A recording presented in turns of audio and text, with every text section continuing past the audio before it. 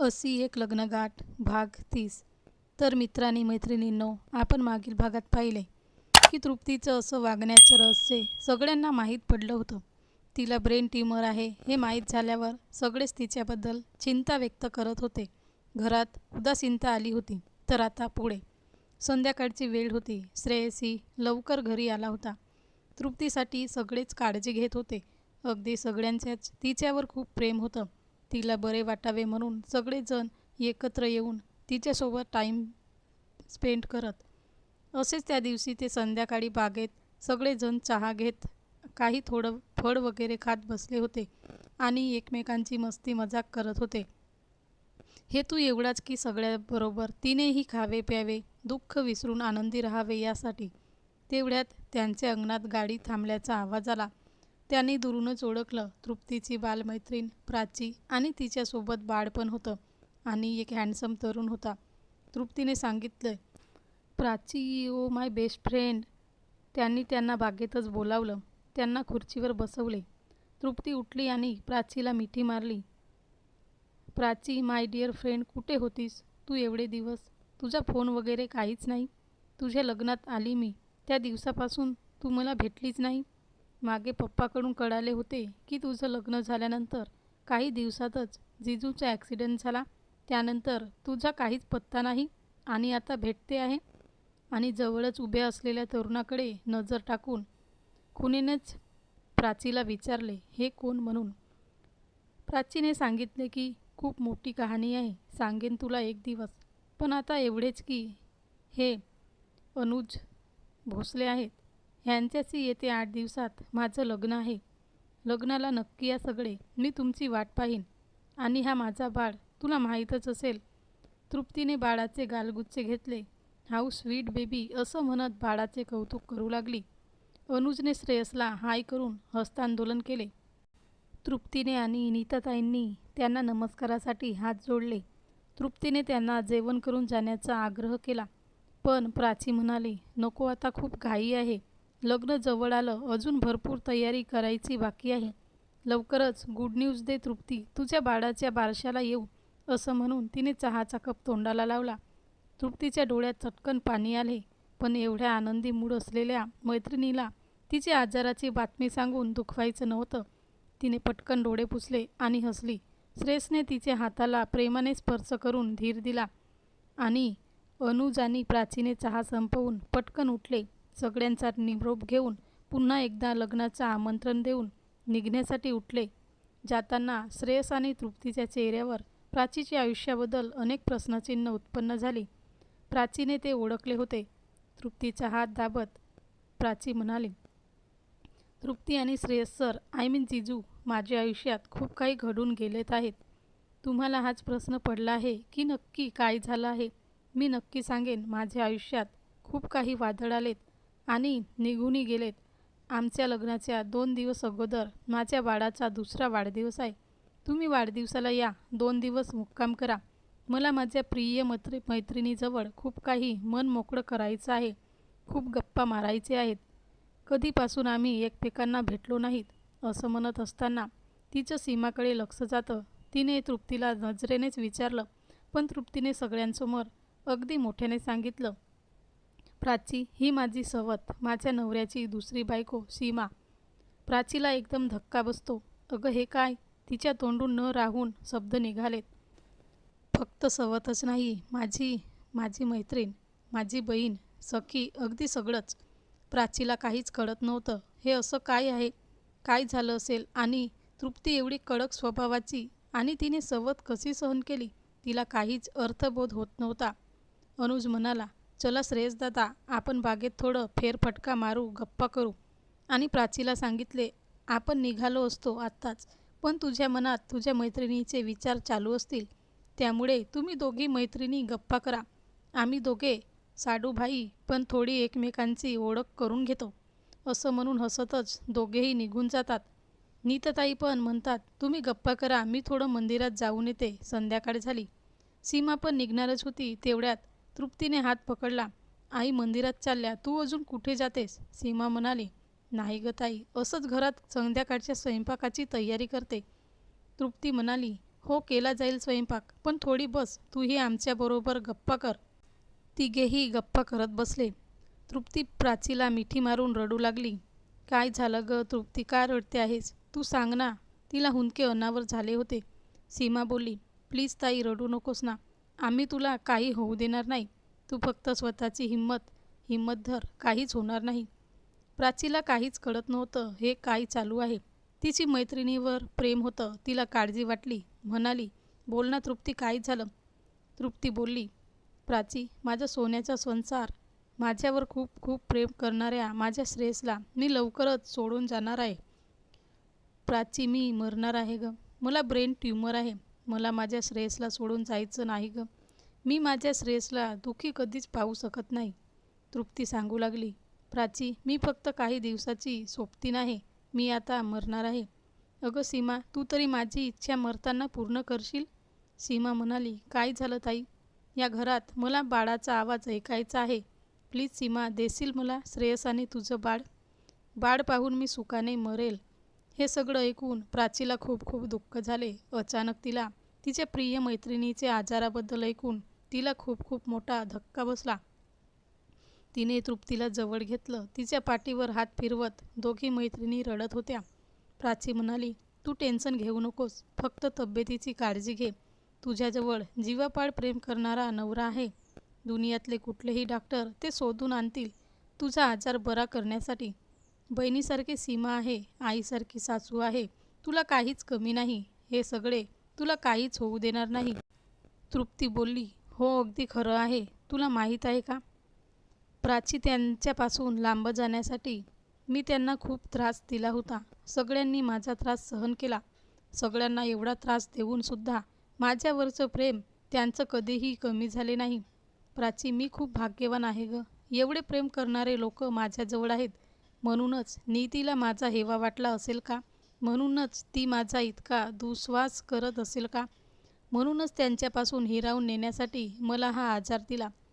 खूप वेळपर्यंत त्या तिघीही इमोशनल माहोलमध्ये बसून राहिल्या. तिकडे सुद्धा श्रेयसने अनुजला तृप्तीच्या आजाराबद्दल सगळं सांगितलं होतं. अनुजने खूप मोठ्या डॉक्टरांचं नाव त्यांना सुचवलं होतं. तृप्तीने डोळे पुसले आणि म्हणाली, जाऊ दे, माझं रडगाणं चालूच राहणार. माझ्या गोष्टीत मी तुला विसरलेच. प्राची, तुझ्या ह्या सगळ्या गोष्टी मला प्रश्नात पाडत आहेत. हे काय आहे? हे अनुज कोण आहेत ज्यांच्याशी तुझं लग्न होत आहे? कशी ओळख झाली तुमची? तुझ्या बाळालाही त्याने स्वीकारलं का? आणि एवढे दिवस तू कुठे होतीस? खूप वाईट घडलं ग तुझ्या आयुष्यात. सांग ना सगळं. मध्ये तुला भेटण्यासाठी खूप प्रयत्न केला मी, पण तू कुठे होतीस काय माहीत.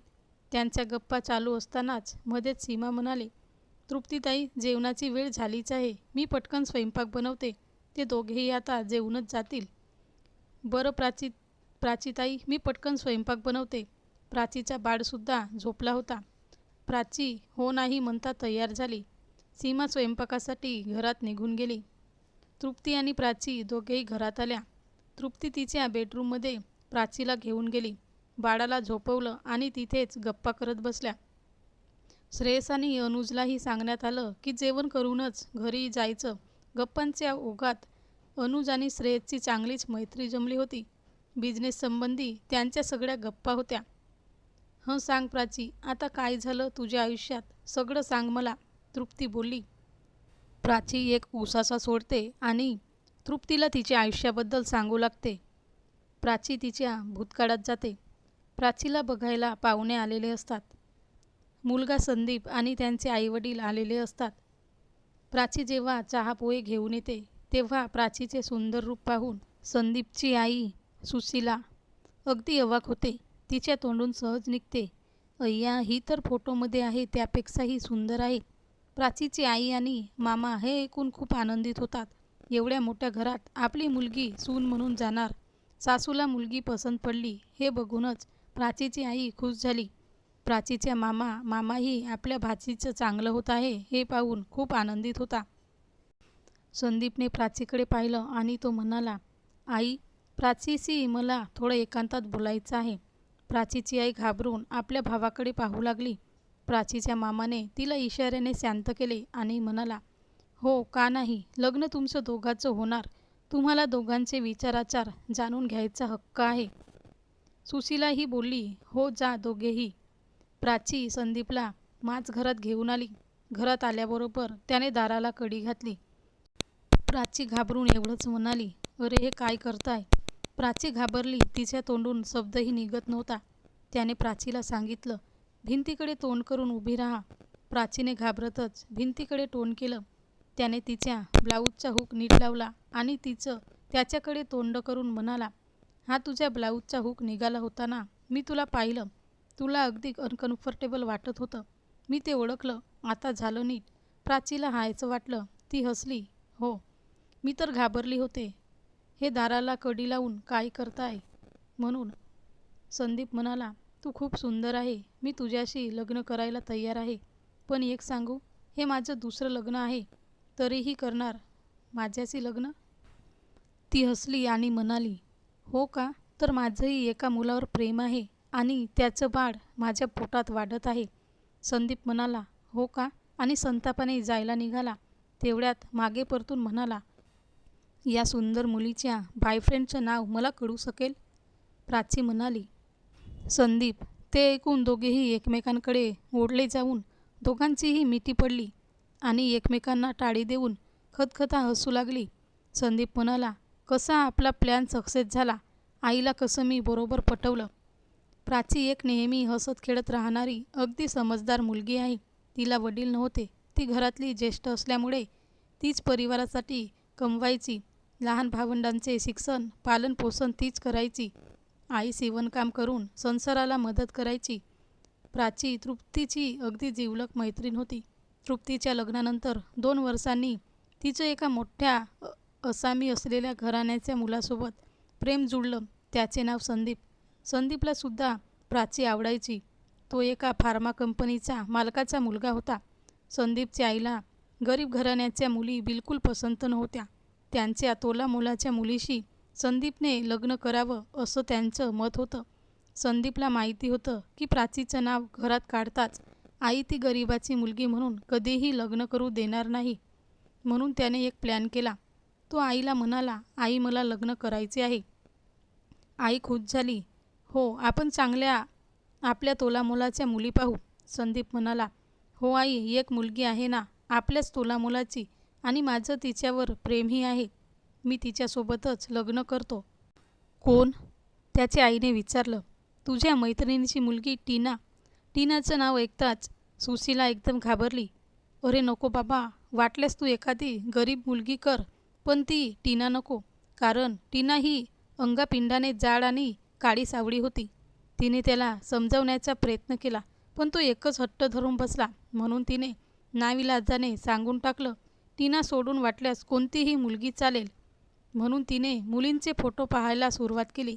तेव्हा संदीपने हटकून प्राचीचा फोटो 1-2 फोटोच्या खाली ठेवला. तो फोटो पाहताच सुशीला म्हणाली, वाव, किती सुंदर मुलगी आहे ही. तिने फोटो काढला आणि आपल्या पतीला दाखवला आणि म्हणाली, आपण ह्याच मुलीला बघायला जाऊ. अशा प्रकारे आपला प्लॅन सक्सेस झाला असं संदीप प्राचीला म्हणाला आणि एकमेकांच्या हातावर टाळी देऊन हसू लागले. त्यांचा हसण्याचा आवाज ऐकून बाहेर प्राचीची आई आणि सुशीलाबाई म्हणाल्या, मुलांमध्ये मैत्री झालेली आहे. बघा एकमेकांसोबत किती खुश आहेत ते.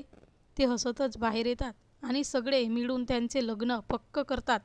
थोड्याच दिवसात त्यांचं लग्न होतं.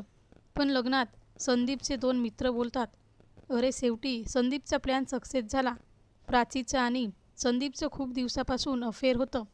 प्राची संदीपच्या मुलाची आई होणार होती, पण तो तर सांगत होता की माझी आई ह्या लग्नाला होकार देणार नाही. मग झालं कसं हे?